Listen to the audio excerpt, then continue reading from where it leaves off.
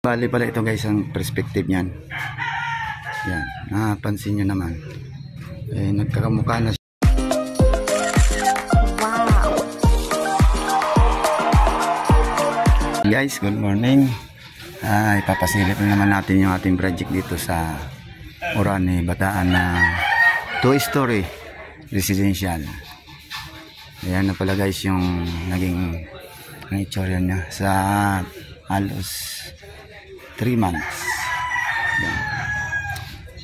Yan. Meron na siyang naka-tiles na yung design niya.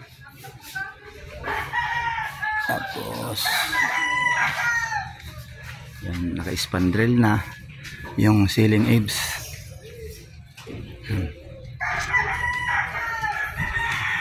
Halos yung loob niyan,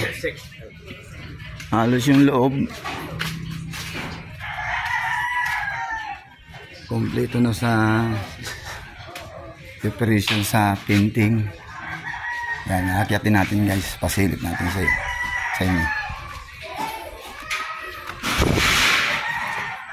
Ayan, sa atas.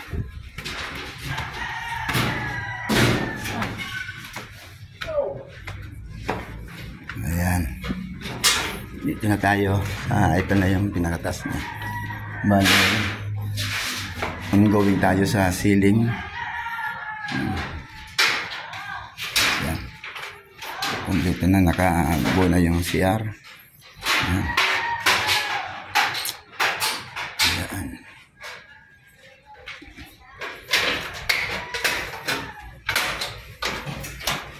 Ito yung high ceiling na gagawin. Guys. Yan. Oh, kaway ka.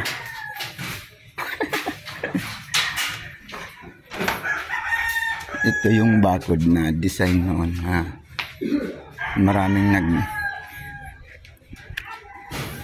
comment sa amin na nag-suggest na mahuna raw nung ginagawa pa lang namin to. Pero ngayon tibay na.